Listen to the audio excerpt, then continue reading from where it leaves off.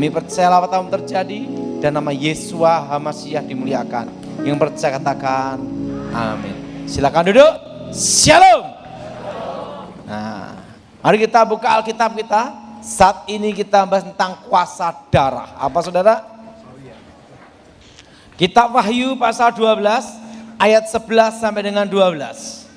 Kitab Wahyu pasal 12 ayat 11 sampai dengan 12. Kitab Wahyu pasal 12 ayat 11 sampai dengan 12.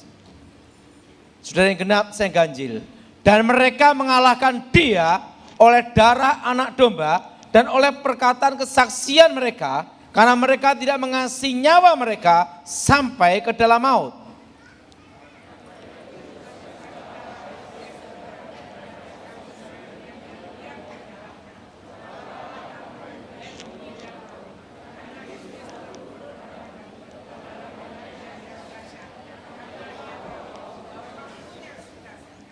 Dikatakan bahwa mereka mengalahkan iblis dengan darah anak domba. Dengan apa saudara? Nah, kalau di TP ini di Tunjungan Plaza, saya tidak bisa lupa ada satu kejadian yang saya tidak bisa lupa seumur hidup saya. Itu kira-kira tahun 1999. Waktu itu saya diminta untuk khotbah, untuk KKR, seminar. Dan waktu itu ada 3 pembicara. Dan waktu itu KKR seminarnya di lantai bawah digunakan nuansa supranatural, dukun-dukun praktek. Dan di lantai atas kami gunakan KKR pelepasan. Nah, tetapi waktu itu judulnya mantan dukun santet. Nah, dikira itu di lantai atas praktek ilmu santet. Sehingga banyak yang keliru dari lantai bawah nyasar ke lantai atas.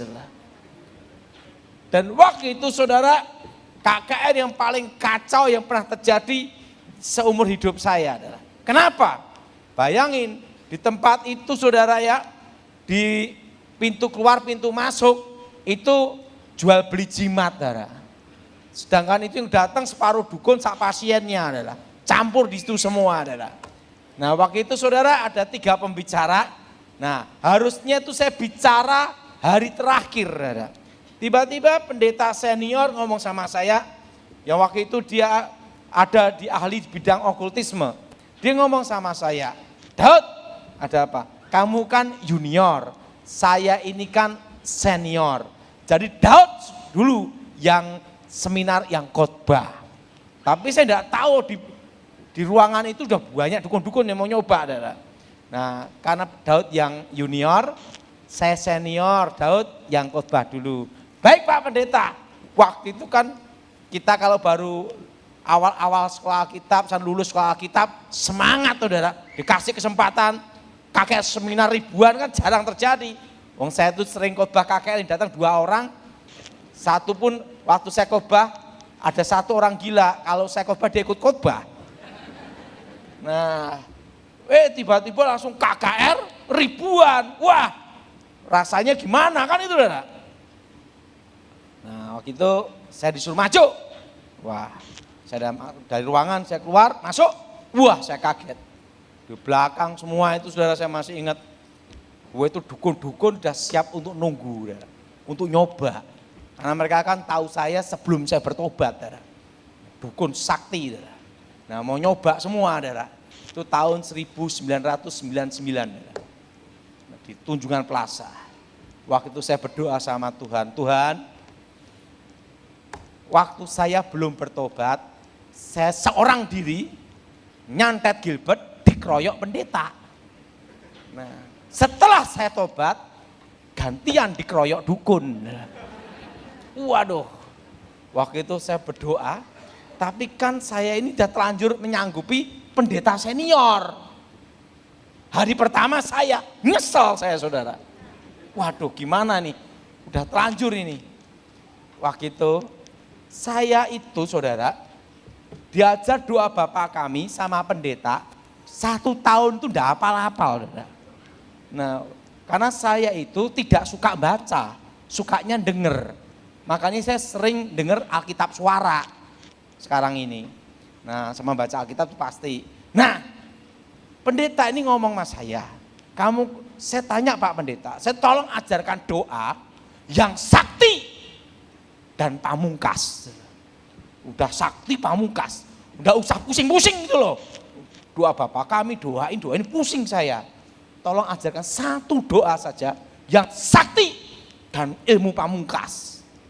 Nah, pendeta tuh saya ngomong gini, Pak Pendeta, ini pengalaman saya Pak Pendeta. Kalau belajar banyak jurus, nanti dalam pertarungan hanya digunakan maksimal 2 atau 3 teknik.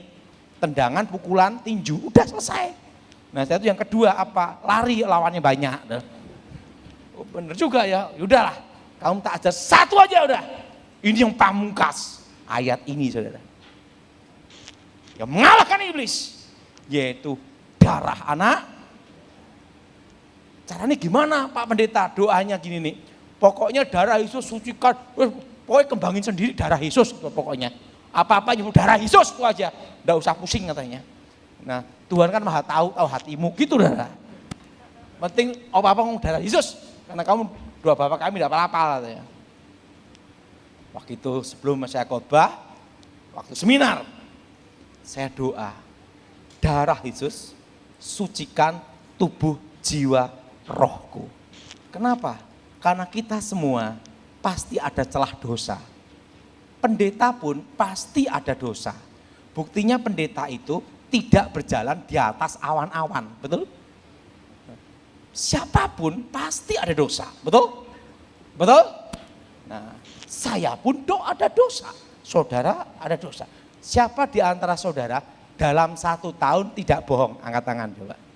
Pasti itu munafik, muka nabi, pikiran kotor. Betul? Pasti ada, betul? Nah, waktu itu saya doanya gini saudara. Darah Yesus sucikan tubuh, jiwa, rohku. Darah Yesus bentengi. Waktu itu saudara, saya doa, saya maju ke depan. Tiba-tiba ada suara gini. Siapa yang punya ilmu santet, dukun-dukun, keluarkan ilmunya semua. Ini suara Tuhan atau bukan ya? Ini kalau bukan suara Tuhan, mati nih, betul? Tapi dikatakan, ada suara, katakan. Waktu itu saya ngomong gini, siapa yang punya ilmu santet, ilmu hitam, keluarkan semua. Tempat KKL loh saudara. Tapi dalam hati saya doa, Tuhan kuserahkan nyawaku di tanganmu. Gitu. Wah, apa yang terjadi? Ada sesuatu kayak angin kencang itu, bang gitu. Saya lihat ada tiang awan dan tiang api. Dan disitulah ada paku jarum berterbangan. Dan waktu itu saudara, saya buka mata, itu sekitar saya khotbah, itu paku-paku berjatuhan semua. Saudara. Itu tahun 1999. Tepatnya di Tunjungan Plaza, Surabaya tempat ini. Nah, lantainya berapa lupa. Dan waktu itu saudara, yang bertobat ada 300-400 orang. Dukun sama pasiennya. Nah, saudara, ini pengalaman hidup saya tentang kuasa darah Yesus. Kenapa saya selalu gunakan darah Yesus dalam doa? Karena terus terang saya tidak bisa menghafal doa Bapa kami. Sampai sekarang. Harus dibaca. Karena saya suka mendengar daripada membaca. Nah, suatu kali saya pelayanan. Jadi ini pengalaman saya tentang kuasa darah Yesus yang saya bagikan kepada saudara. Saudara, rencana Tuhan itu tidak bisa diselami oleh manusia dari awal sampai akhir. Siapa yang setuju angkat tangan? Bahwa pikiran Tuhan bukan pikiran manusia. Berancangan Tuhan bukan rancangan manusia. Tapi jalan Tuhan itu yang terbaik untuk kita. Indah pada waktunya. Satu kali saya menginjili seorang bapak.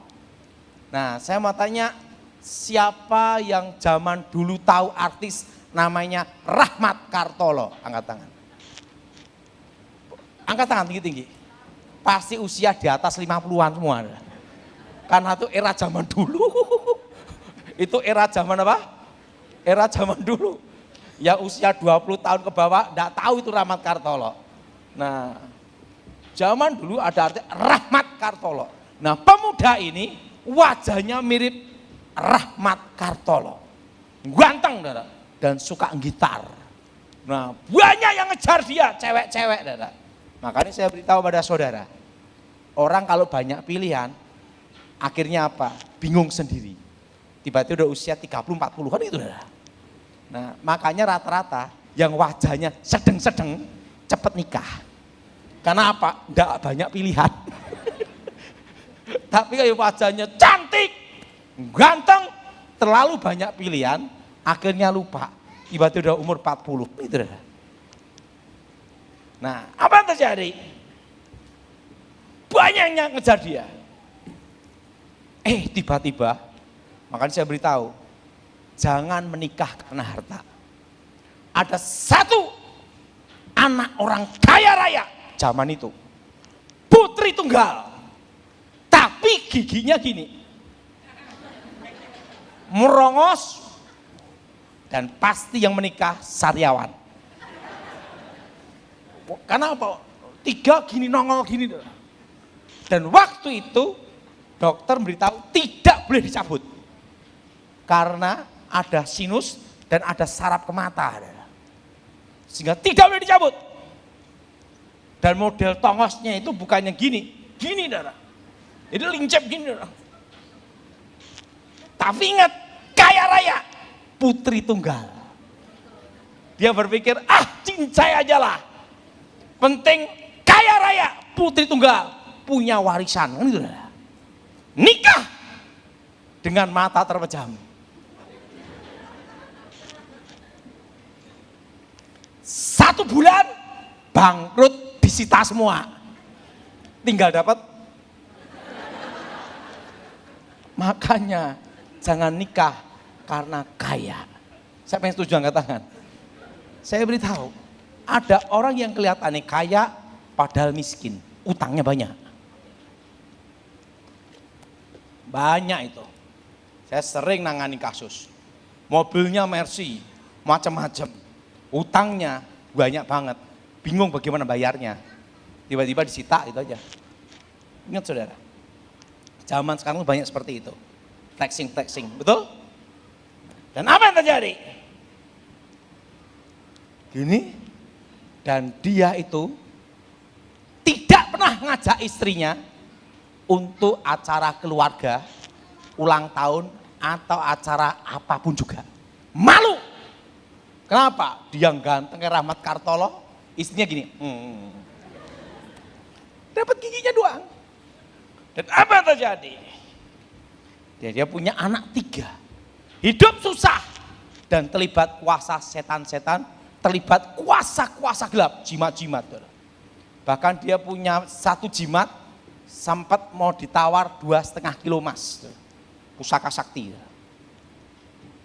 Habis tapi bangkrut. Dan apa yang terjadi? Waktu itu dia kerja di pabrik tekstil. Kejadian itu tahun 1993. Waktu saya datang menginjili dia, dan saya tahu dia pakai kuasa gelap. Saya beritahu tentang Yesus Kristus mengasihi dia. Tapi saya doa dulu, darah Yesus sucikan, darah Yesus bentengi. Kenapa? Pendeta ini yang mengajarkan saya doa apa? Darah apa saudara? Nah, karena kamu pasti ada celah dosa. Pasti kamu ada kesalahan, itu ada. Ingat, selama manusia jalan di tanah, di atas tanah, tetap ada kelemahan, betul? Betul? Kecuali di atas awan-awan, kan itu. Makanya jangan kagum sama orang. Waktu itu saya ngomong, saya doa, darah Yesus. Kuasa gelap ini nyerang mental. Saya diusir keluar. Setelah dia gunakan ilmunya, kalah. Jimat-jimatnya, tidak mempan. Saya pulang. Waktu saya pulang, dapat suara di telinga saya. kembalilah ke sana. Beritahu, aku tahu pergumulanmu dalam hidupmu. Dan ku jawab. Dan yang kedua, tunjukin dosa-dosanya. Setelah itu, saya kembali ke situ. Makanya penginjilan itu, pertobatan itu adalah bukan karena kita teologia atau profesor, doktor, kaburator, botak, bocor. Tapi karena apa? Kuasa. Karena apa, saudara? Saya ngomong tentang Yesus Kristus, saya tahu pergumulan hidup kamu.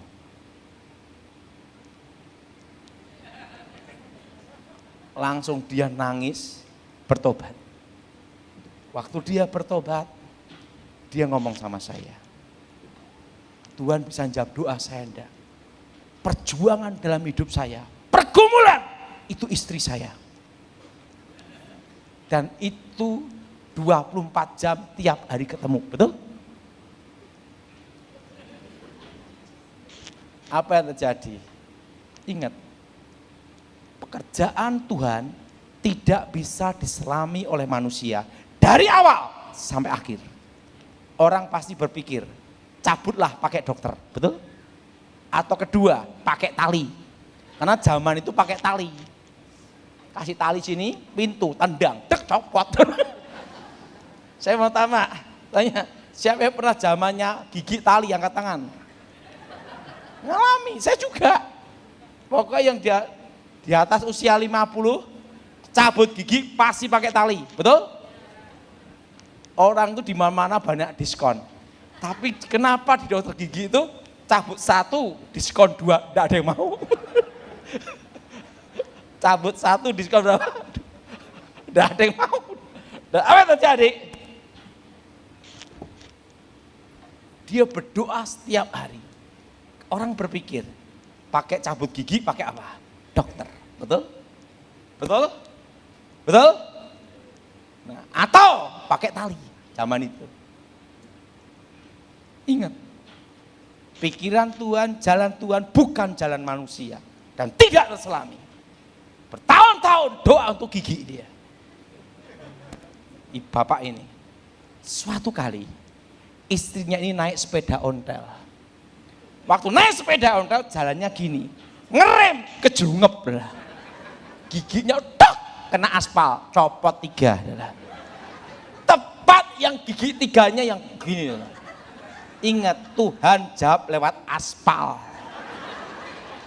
Makanya saya beritahu, jalan Tuhan tidak terselami, betul? Betul?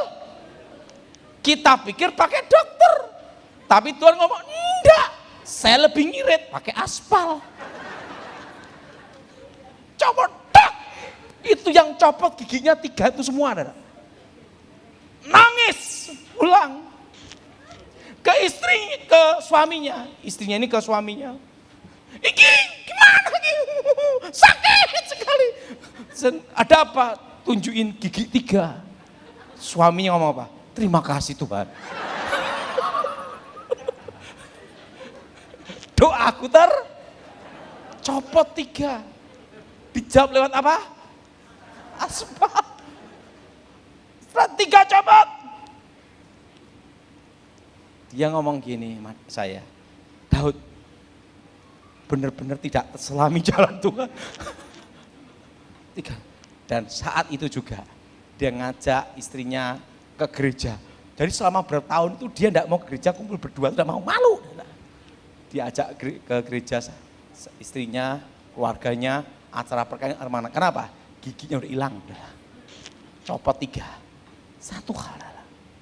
Waktu itu saya doa, darah Yesus. Jadi saudara ada serangan kuasa gelap, apapun. Udah, Pak, harus doa darah Yesus, gimana caranya? Udah, darah Yesus aja. Nah, pengalaman hidup saya tentang darah Yesus. Darah bicara nyawa, nyawa tentang kehidupan. Karena kita nyebut darah Yesus dengan iman. Artinya apa? Nyawa dan kehidupan Yesus sendiri. Apa saudara? Nyawa dan saudara. Suatu kali saya melayani seorang ibu tua.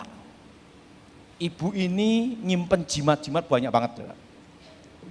Dan tiap malam Jumat dia selalu mantra-mantrain jimat-jimatnya ini. Dan dia punya anak fanatik, bukan Kristen. Fanatik garis keras. Udah garis keras, fanatik sekali. Ibu ini saya injili, saya layanin. Saya injilin. Supaya terima Yesus. Bertobat, percaya Yesus. Dia serahkan jimatnya semua. Keris dan senjata-senjata gitu. Waktu nyerahkan senjata, pusaka-pusakanya, anaknya marah. Jangan sembarang bakar pusaka itu. Atau musnahin pusaka itu. Nanti kalau terjadi sesuatu dengan ibu saya, siapa yang bertanggung jawab? Saya dengan tenang ngomong, saya yang bertanggung jawab. Nggak mikir. Habis dibakar, mati.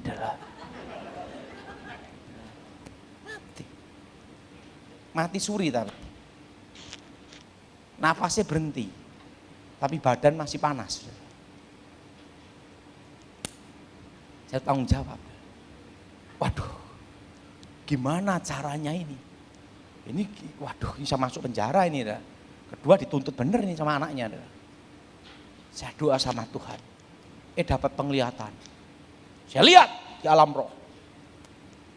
Roh ibu ini diselet sama seorang laki-laki tinggi besar, matanya merah.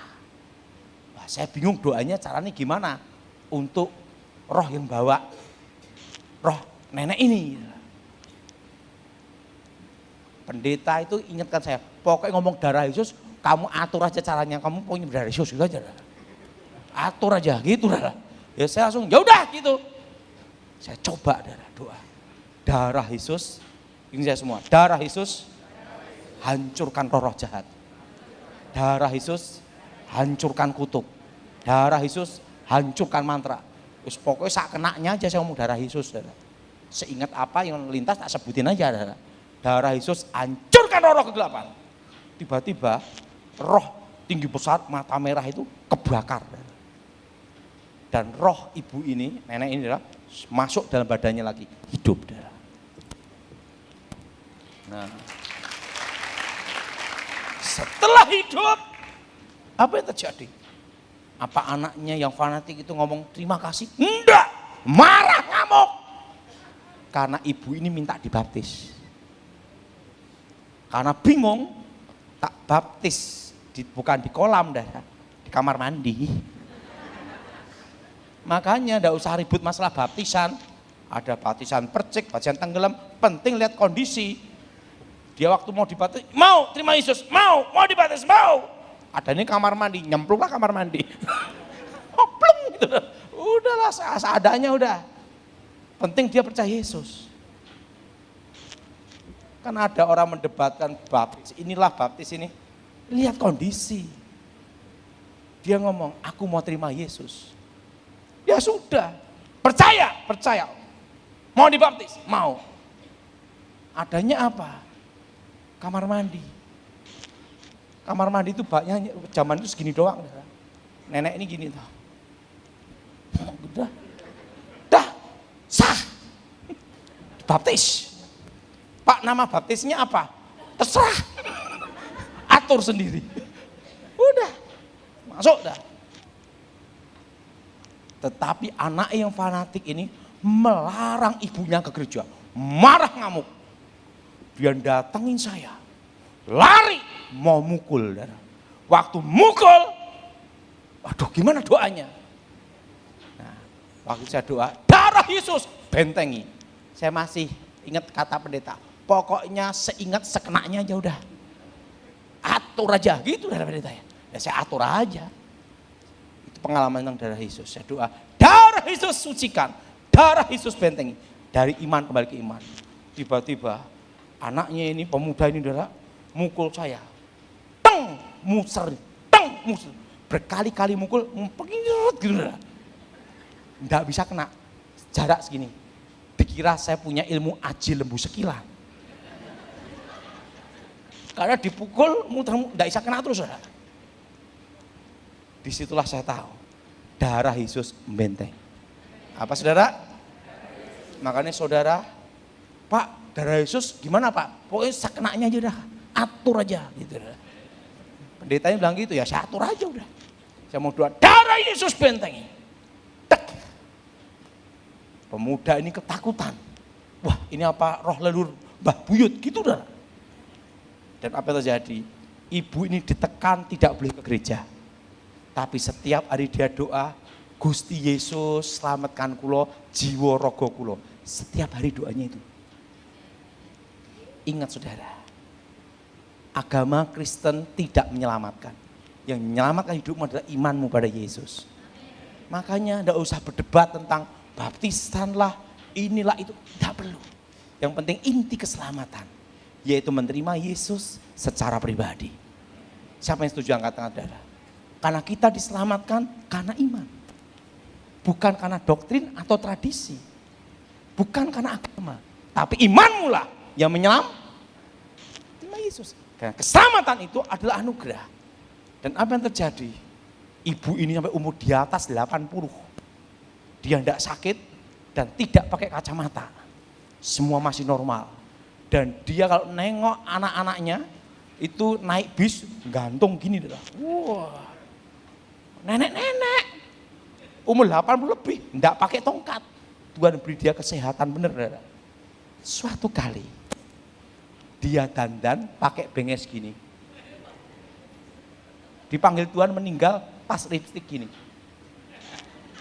Di depan kaca dia dandan gini. Dipanggil Tuhan tanpa sakit meninggal. Imanlah yang menyelamatkan. Tepuk tangan Tuhan kita ada. Apa darah? Darah? Apa darah? Darah Yesus itu pengalaman saya. Ini bukan doktrin. Saya bagi pada saudara. Ada kekuatan di dalam darahnya. Nah, pendetanya ngajarin saya darah Yesus suruh ngembangin sendiri. Atur aja. Dia bilang gitu, darah. Dia tak atur benar. Saya kenanya, darah. Nah, dan apa yang terjadi?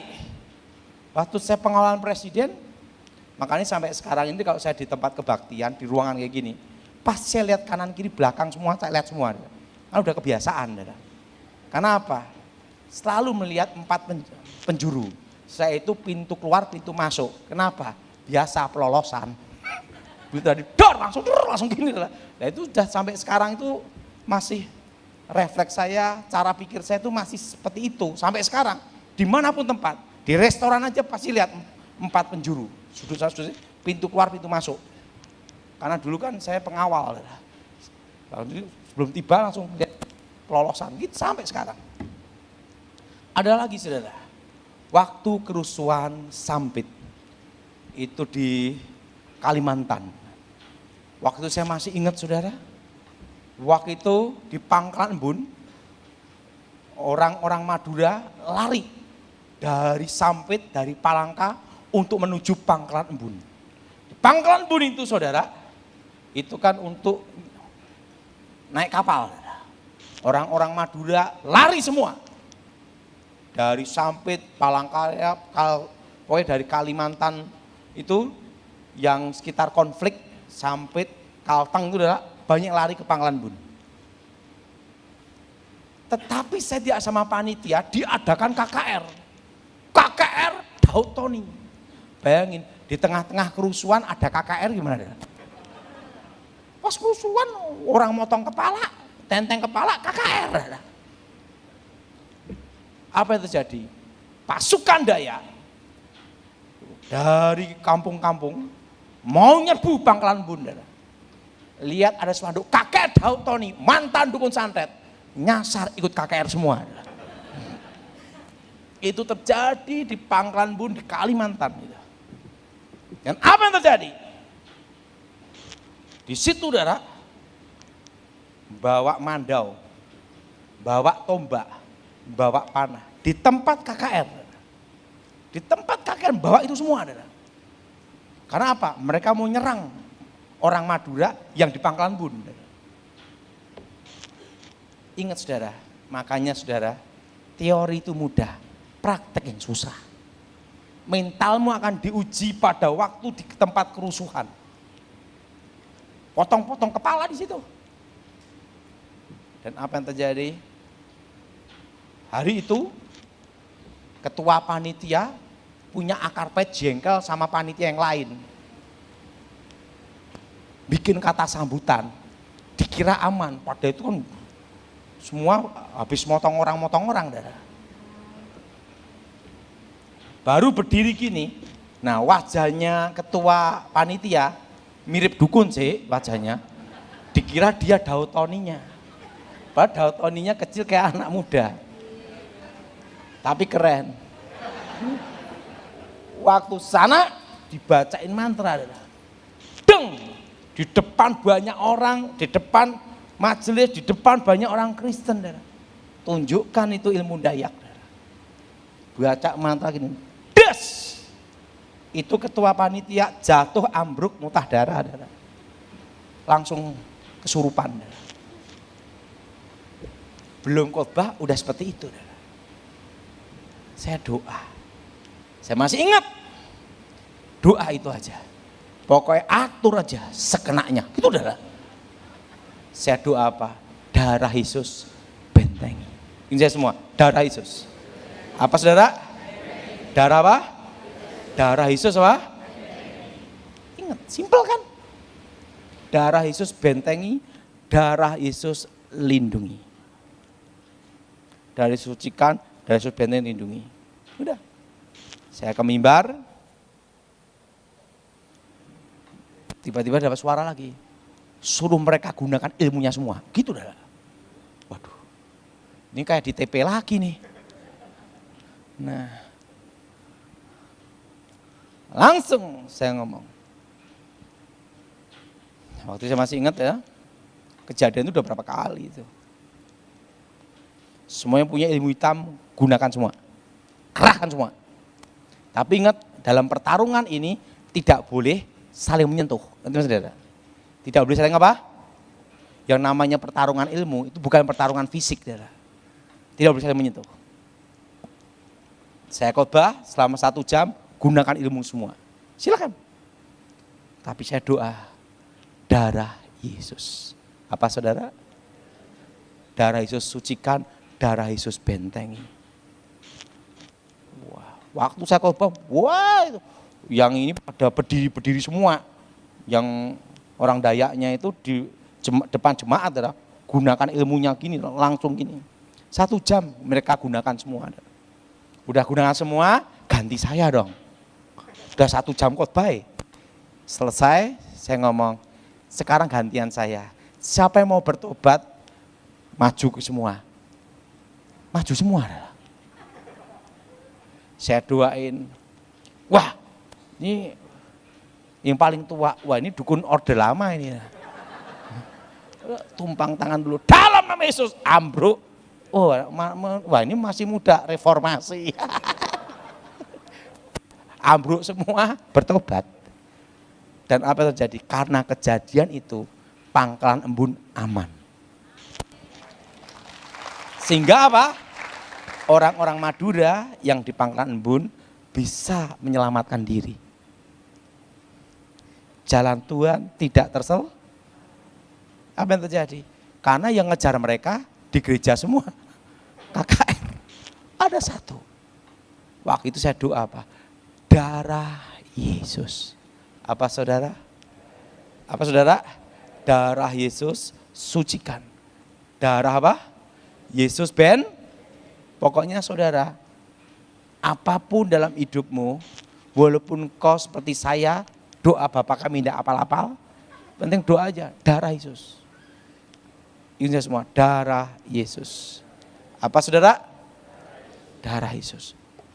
Saya pernah ada namanya pertarungan ilmu, masih ingat. Ada seorang dukun dia ngomong sama saya, dia bisa ini, macam-macam. Oke. Anaknya itu berdoa terus untuk ayahnya, supaya ayahnya ini bertobat. Anak ini berdoa terus untuk ayahnya, supaya ayah ini bertobat. Suatu kali saya diundang di rumahnya itu. Rumahnya pinggir sungai. Waktu itu, saya ngomong sama dia, Bapak mau apa? Pak Tony kan ilmu punya olah batin, ilmu gaib, onak kanuragan. Udah tak buang Pak, saya mau coba, boleh enggak dicoba? Boleh? Kamu jual, saya beli, gitu. Kan gitu. Kalau pertarungan ilmu, saya jual, kamu beli, oke? Saya ngomong sama anaknya, tolong siapin kacang. Loh, ada apa Pak? Kacang sama kopi, supaya apa? Enggak ngantuk. Kenapa kacang? Kan pertarungan ilmu kan gini terus. Ya kalau gini terus kan kayak orang blow on. Gini sambil makan kacang kan asik, gitu lah. Dia kan gini terus, gua makan kacang kan gitu. Jamnya diatur, malam diatur. Das, ketemu. Duduk gini nih. Dia baca mantra, meditasi, olah batin, gosok mau nyerang saya. Saya doa apa? Darah Yesus. Apa saudara? Apa saudara? Darah Yesus sucikan, darah Yesus benteng. Wah dia baca mantra gini, tek ambruk darah. Ambruk langsung anak itu tumpang tangan, pegang gini, pegang kaki semua, ubek-ubek darah. Setani keluar semua. Enggak taunya apa? Di tempat tidurnya, ini tempat tidur, itu ada lubang.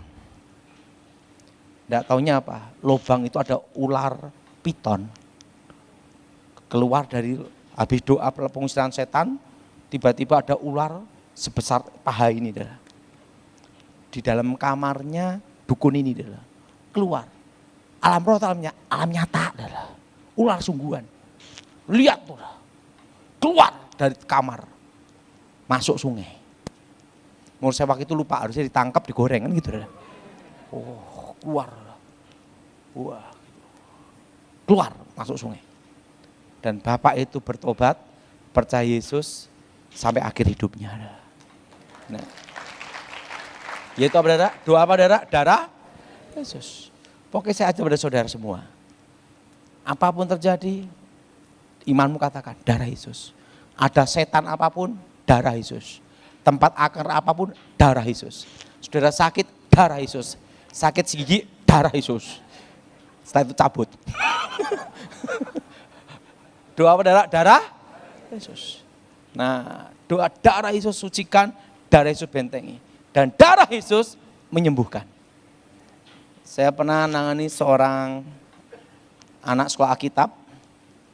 Dia ada kasus homo. Jadi ceritanya gini. Dulu dia belajar ilmu gaib. Ke dukun. Nggak taunya dukunnya homo. Dia disuruh telanjang, ada di sungai. Waktu di dalam sungai, disikat dari belakang. Homo, itu nular. Kena. Kena, jadi gini. Kena sakit. Sakit apa? Kanker darah, kanker otak, merambat ke kanker paru-paru. Komplit. Tinggal apa? Check out. Betul ya? Kanker darah, kanker otak, kanker paru-paru. Dokter memberitahu. Harapan hidup hanya 1%. 99% mati. Karena itu kasus besar. Digratiskan. Asal mau dioperasi. Karena untuk pembelajaran kedokteran. Bayangin, untuk eksperimen. Kan itu kasus langka. Kanker otak, kanker darah, kanker paru-paru. Sebelum diadakan tindakan, dokter memberitahu, siapin peti mati. Gitu sudah. Artinya pasti mati ya. Orang tuanya ngomong sama saya. Yaudah, saya ngomong sama dia, kamu percaya bahwa bilur Yesus menyembuhkan? Doanya gimana Pak Daud? Doa aja, darah Yesus bebaskan, darah Yesus sembuhkan. Darah Yesus bebaskan, darah Yesus sembuhkan. Kadang kita yang doa, lihat kenyataan tuh down juga. Kanker darah, kanker paru-paru, kanker otak, mau diare iki, betul lah. Pasti mati kira lah, kan gitu lah. Doanya berapa lama Pak Daud? Dalam hati saya, sampai berangkat. Ini pasti matinya adalah. Tapi sebelum mati, kita hamba Tuhan harus ngasih satu harapan. Kan gitu lah. Kasih apa Pak? Harapan. Darah Yesus bebaskan, darah Yesus sembuhkan. Dalam hati saya, bebas rohmu sampai ketemu Tuhan. Udah, tak aja doa darah Yesus. Oke, bebaskan darah Yesus udah. Saya tinggal. Sebelum ada tindakan operasi, pembedahan kepala otak, harus dirongsen dulu, dicek ulang CT scan semua. Waktu di CT scan dicek, kanker di otaknya, kankernya hilang. Paru-paru dicek, hilang juga. Dan kanker darahnya, diambil darahnya negatif, hilang juga. Sembuh. Nah, dan apa yang terjadi? Satu hal. Saya ditelepon. Saya kan enggak tahu dia sembuh. Padahal dipanggil ke rumah sakit ini. Ya, untuk doa. Oh ya. Waktu masih sekolah Alkitab saya. Nama ini, oke. Udah tak siapkan Injil Yohanes pasal 14. Di rumah Bapakku banyak tempat tinggal. Kenapa? Aku yakin dia mati. Makanya kadang itu kita doain orang, down sendiri, betul enggak? Tapi sekalipun down, kasih juga dia harapan. Kasih apa saudara? Begitu. Udah tak siap-siap, wah nanti berarti ini saya nanti khotbah penghiburan, ayatnya ini, tutup peti mati, ayatnya ini, kekuburan ayatnya ini, gitu saudara. Udah tak siapin semua. Saya ke rumah sakit, loh hidup. Jadi yang doain sendiri enggak yakin dia hidup. Dia ngomong sama saya, Pak Daud makasih doanya, saya sembuh. Bukan doa saya, itu doamu sendiri, wong aku yakin kamu mati. Saya tanya sama dia, kamu doanya gimana? Darah Yesus bebaskan, darah Yesus sembuhkan. Jadi saudara yang sakit, pegang yang sakit, katakan darah Yesus sembuhkan. Dengan bilur-bilurnya, engkau disembuhkan. Teman-teman Tuhan kita. Nah, dan apa yang terjadi? Itu kejadian waktu saya sekolah Alkitab. Itu saya sekolah Alkitab itu tahun 93, lulus tahun 96. Dan pemuda itu sampai sekarang masih hidup. Kenapa masih hidup? Dia nelpon saya, oh berarti dia bernapas kan gitu. Ada satu hal, darah Yesus bebaskan, sembuhkan. Dokter berkata tidak bisa, tapi ingat, pikiran Tuhan tidak terselami. Jalan Tuhan bukan jalan manusia. Ada satu hal lagi saudara, sebelum saya serahkan. Saya itu di Surabaya, diminta doa rumah sakit, aduh RKZ apa namanya lupa saya. Apa namanya di Surabaya, RKZ apa itu? Hah? Oh. Nah saya diminta doa, syukuran karena habis transplantasi ginjal berhasil. Diajak syukuran. Oke, saya datang. Tetapi waktu sebelum ke rumah sakit itu dapat suara. Waktu engkau berkata amin, dia aku panggil. Kelengar enggak ada? Padahal saya diminta untuk syukuran. Bukan pencabutan. Lah, aduh kipiye ya. Saya kumpul, doa sama keluarganya. Dia ngomong dari terampal ginjal, di mana gitu saya lupa, enggak ingat saya. Pokoknya saya datang, dia di rumah sakit, saya syukuran, dia ngobrol-ngobrol, gini-gini, sukacita, gini. Saya enggak berani ngomong amin dah. bicara apa bablas sih kira. Saya ngomong sama keluarganya, Bu, anak ibu mau dipanggil Tuhan. Oh, jadi pendeta Pak Daud. Haleluya. Bukan, Bu, mau ketemu Tuhan. Dalam hati saya, aku datang ke sini untuk mempertemukan dia. Pak, kita ini syukuran. Habis transplantasi ginjal, setelah itu perawatan ke rumah sakit ini. Bapak jangan ngomong macam-macam gitu loh. Ya udahlah, karena Bapak sudah terlanjur datang ke sini, Bapak tetap doa. Wah, kelenger ki aku. Wah, mereka karismatik doa. Wah, haleluya Yesus, haleluya Yesus. Pemuda ini sering minum minuman ini loh, Saudara. Untuk apa tuh supaya doping Saudara. Itu kena ginjal, Saudara. Ginjalnya rusak, Saudara. Udah transplantasi berhasil. Wah, semangat. Haleluya, haleluya, haleluya. Lah, aku tuh lupa, Saudara. Haleluya. Ngomong amin, berangkat, Saudara. Begitu saya ngomong amin, langsung ambruk blek bablas. Begitu meninggal di depan saya, padahal gimana ini? Lari saya. Suruh bangkitin repot saya. Satu hal, kalau udah jalannya Tuhan ambil. Nggak bisa lolos. Amin. Jadi saudara ingat, ini saya ingatkan lagi, ingat semua harus menabung. Sekarang sudah didengungkan di Google di mana-mana redominasi. Apa saudara? Nah, kapan waktunya redom? Saya tidak tahu. Tapi yang jelas nanti puncaknya inflasi itu ada di 2026. Berapa saudara? Pak, sekarang ini saja udah rasa resesi berat di perusahaan, betul? Tapi ingat, nanti lebih berat di tahun 2025 dan 2026. Dari semua jemaat GSJS, semua tahun ini dan tahun depan 2024 harus semua apa saudara? Menabung emas dan nyimpan dolar.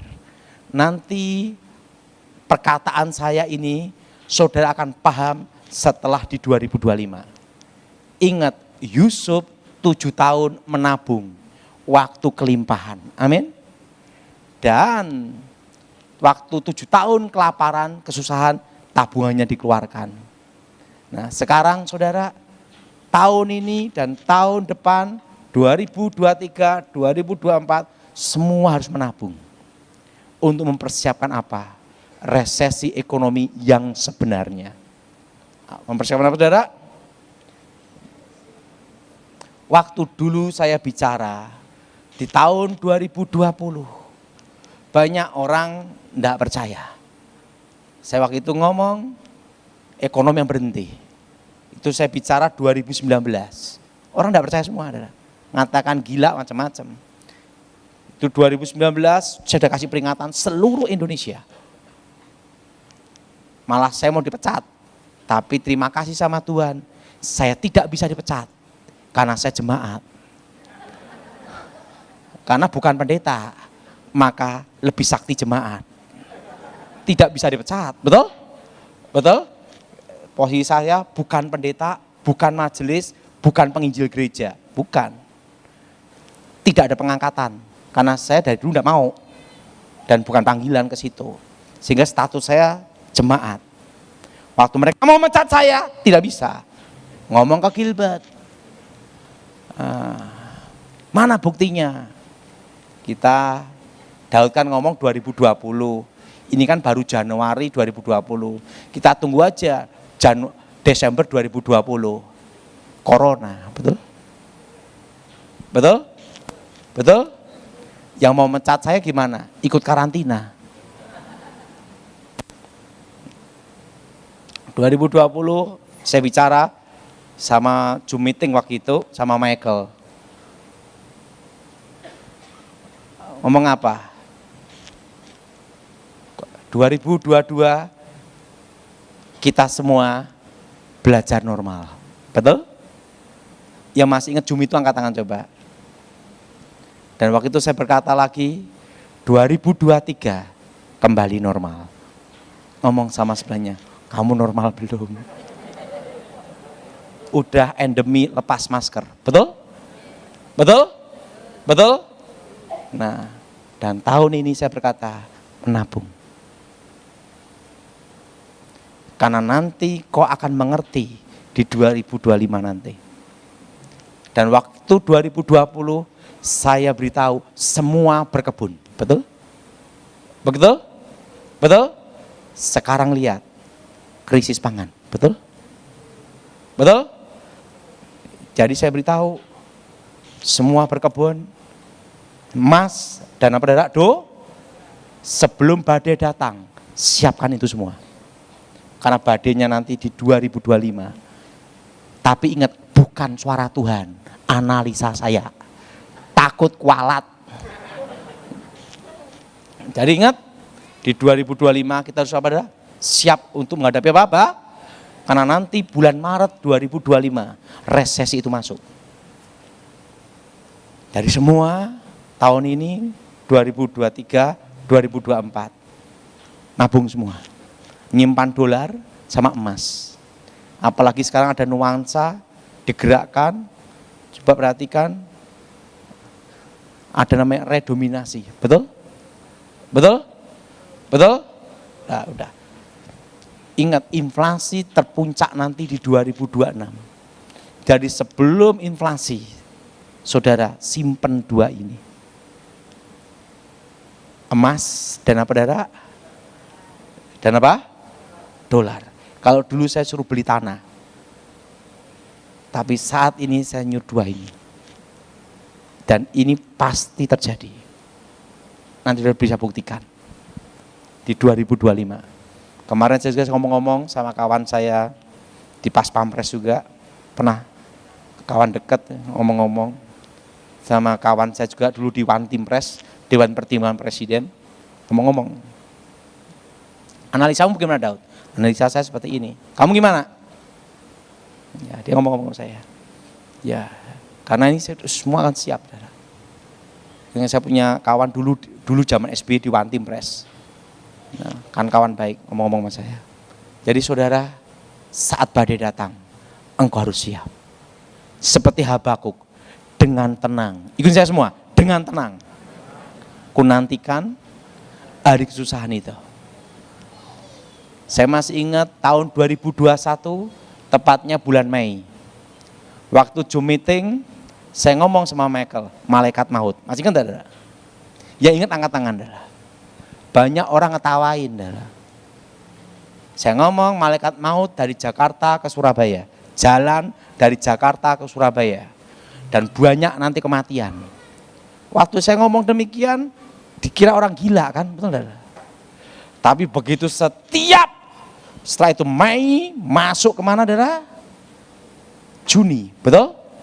Teng, mati ribuan, betul? Betul? Setiap hari, ding dong, kematian terus, betul? Rumah sakit penuh semua. Dan waktu itu saya ngomong, malaikat maut disuruh turun. Pedangnya diturunkan. Tek, berhenti, betul? Waktu saya ngomong itu, semua mengatakan gila. Nah, sekarang saya bicara pada saudara, kita akan masuk resesi. Jemaat GSJS harus siap. Seperti Habakuk, ikutnya semua dengan tenang. Ku nantikan hari kesusahan itu. Tahun berapa saudara? 2025. Pak, kalau enggak ada uang untuk nabung, ya berdoa. Nah, pokoknya minimal setengah gramas tiap bulan. Lakukan. Emas dan apa saudara? Dolar Amerika. Bukan dolar lain, dolar Amerika. Dua ini nanti akan berguna di tahun 2025. Kalau dolar 14.500 beli, masih ingat pesan saya? Sekarang apa? Dek, naik, betul? Nah, jadi sekarang saya beritahu, persiapkan semuanya. Menyongsong badai datang. Mari kita bangkit berdiri saat ini.